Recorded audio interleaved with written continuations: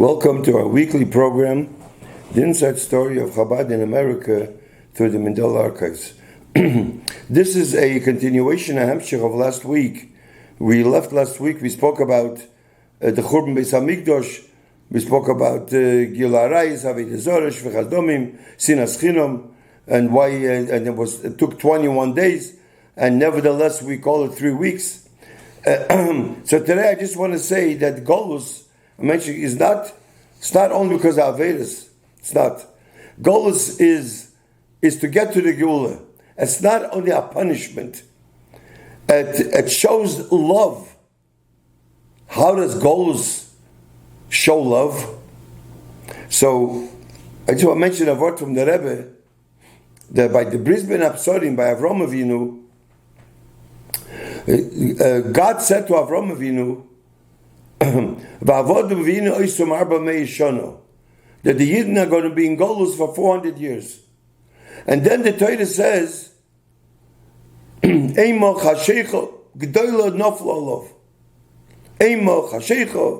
fell a big fear in Avram Avinu.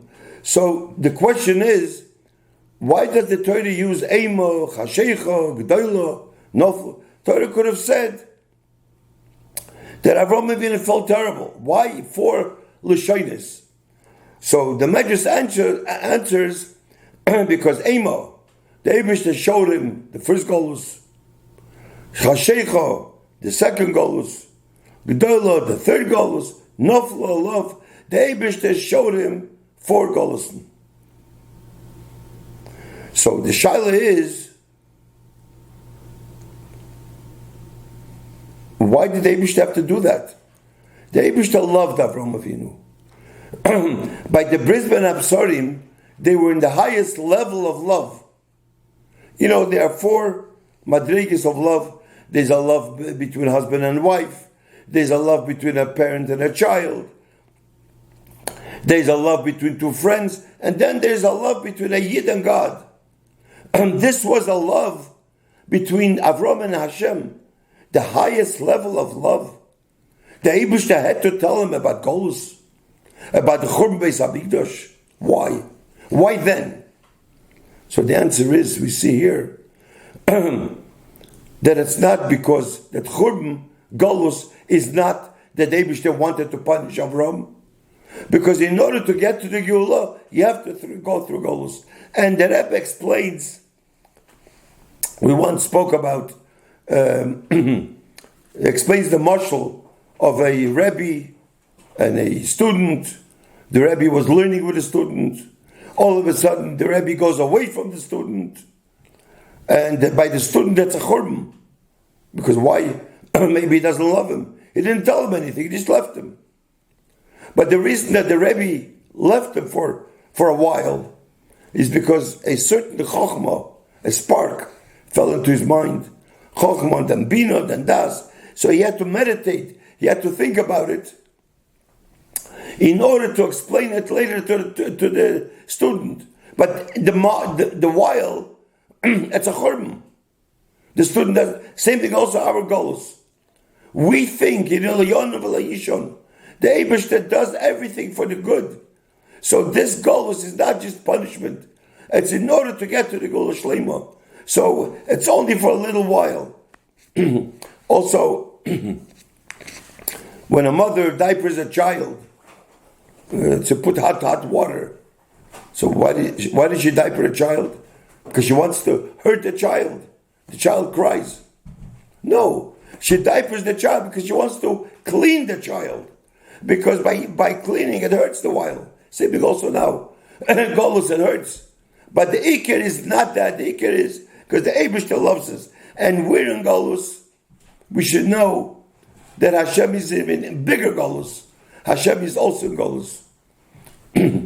As we once spoke, Nishba HaKadosh Baruch Hu, Shaloi Lichonis B'Yerushalayim Shal Mailo, Ad She'Yichonis B'Yerushalayim Shal Mato. The Eibishter cannot go. L'Mailo, the Eibishter is still in Golus. Anyways, this is what I wanted to mention about Golus. Is not a punishment, but it's a way to go to the Geulah.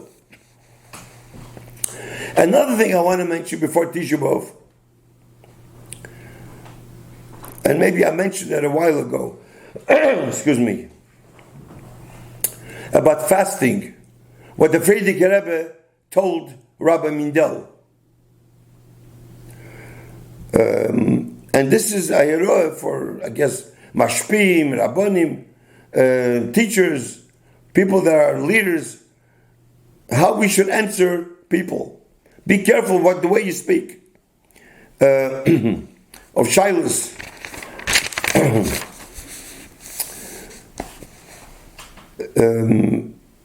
The Rabbi Mindel and Rabbi Chadakov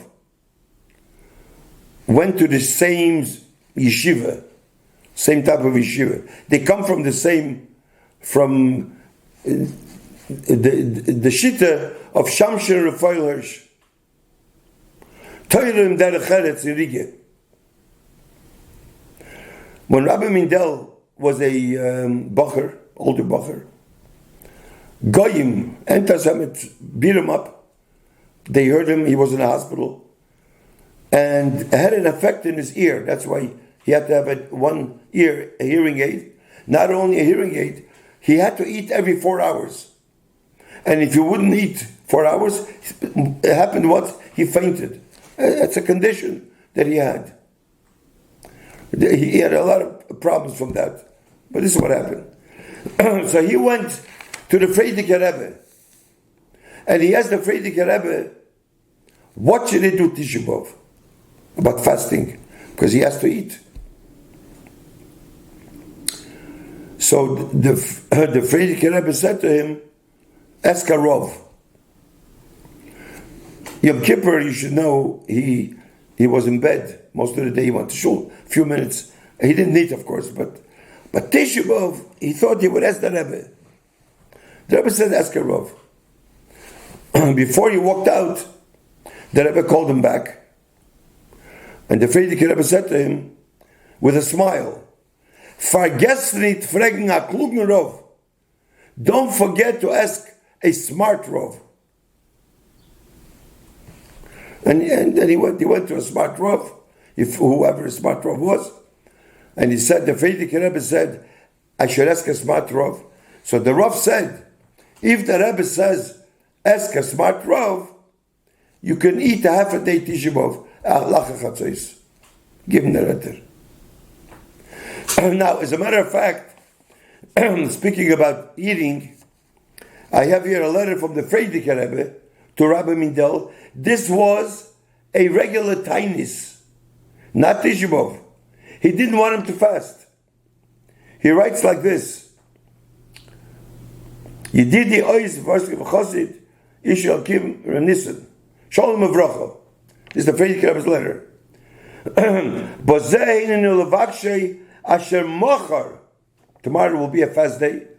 I think it was maybe Tainis Esther.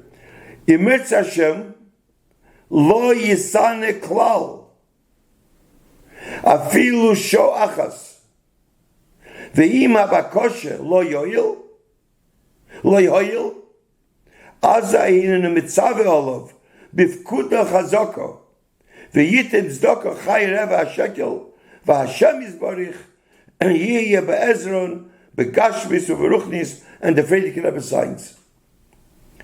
The Frierdiker Rebbe said he shouldn't even fast one hour. That's how the Frierdiker Rebbe cared. I mean, B'chlal, the Rebbe was very mekel on fasting, B'chlal. I mean, other things, even though it says in Tanya, but the Rebbe was mekel. But in any case, so I wanted to mention before Tisha B'Av, this thing, of course, we all have to fast. We must fast. And if we can't fast or something, we must ask a Rav. But the Frierdiker Rebbe said tell to him, ask a klugen Rav. Now, a klugen Rav is very important. To ask, there's Arba Chelki Shulchan Aruch. A Rav knows Chelki Shulchan Aruch. You ask him a shayla, he passes. But a Rav should also know if the fifth Shulchan Aruch. That's very, very important. Now, it reminds me, years ago, Yudalid, I think, by Fabrengen, I think, Purim, the Rebbe said that Baruch Hashem, I don't know the Lashon, but I'm saying what I remember, that the Rebbe said that Baruch Hashem, there was no Misnagdish Yerov by Esther Amalka and Mordechai. Because it would be a Misnagdish Yerov, they would ask him a Shaila, and the Misnagdish Yerov would answer Api Halacha. You're not allowed to fast. Esther wasn't allowed to fast. Because the whole thing that Achashverosh married her is because of her beauty. So la halacha, you're not allowed to fast. But since there was no Misnagdish Yerov, Mordechai, I guess, was a Chassidish Yerov, so he was maskim, and that's how the Nes of Purim happened. So sometimes you have to have a fifth Shulchan Aruch. Another thing, this is personal. My youngest daughter was married 16 years ago.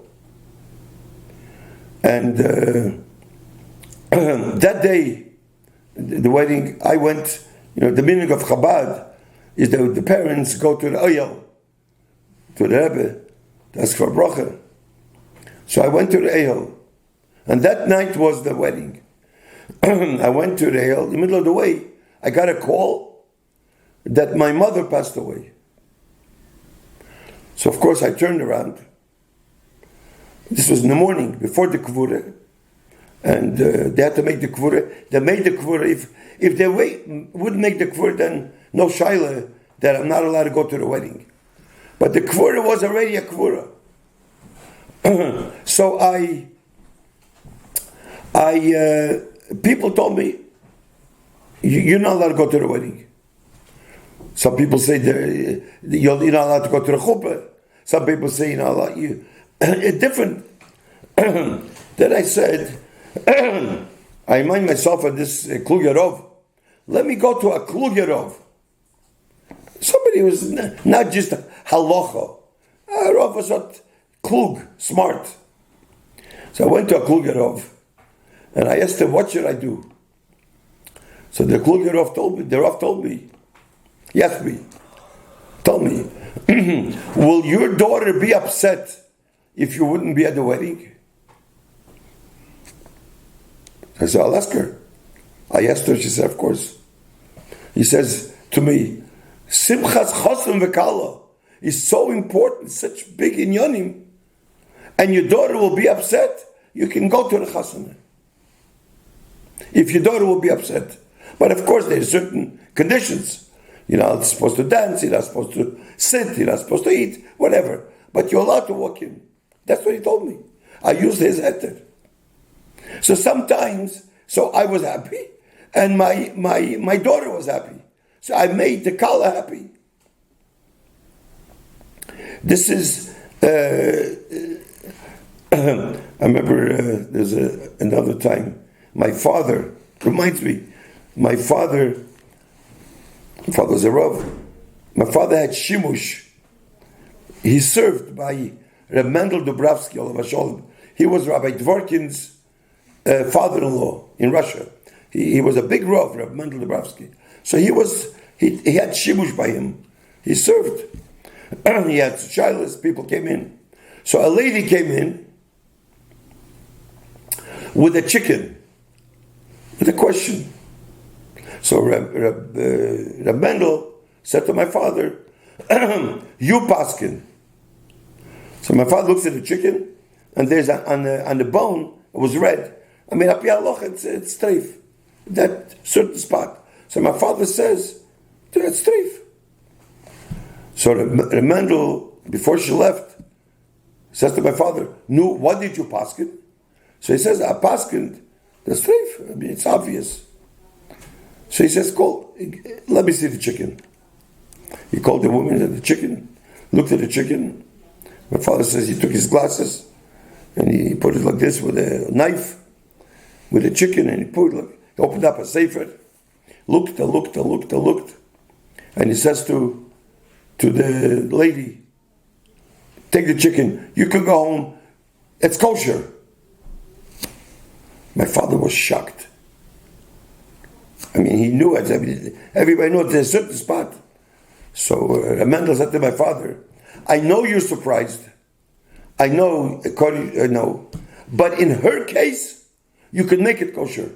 You missed a hidden tzemach tzedek. I don't know what it was. A behalten and tzemach tzedek that says that in her case, you can make it kosher. I don't know what. So sometimes you need a rov, la halacha right away straight. But sometimes you can make it kosher. So you have to know. I mean, nowadays, I don't see women coming with a chicken to a rov. I mean, all the chickens are kosher. The millions of chickens, I don't know. I don't know. It's a different world. But those days, this was a chicken. So here we see how much a person from here that when you paskin a shayla, and we're all mashpim. The Rebbe made us mashpim. The Rebbe made us leaders. The Rebbe made us all teachers. That we all are mashpia, and we all have to know that be very careful in answering questions, because sometimes you can say right away no, but it's easy to say no. And this is what I learned out from this story of the Rebbe, of my father. So since we're almost at Tisha B'Av, and as I mentioned last week, that even though it's Avelis, the 3 weeks, but we shouldn't be mahader in Avelis. If we're mahader with the neshama in this world, they're mahader with Avelis, the neshama in the other world, as the Rabbi mentioned to somebody.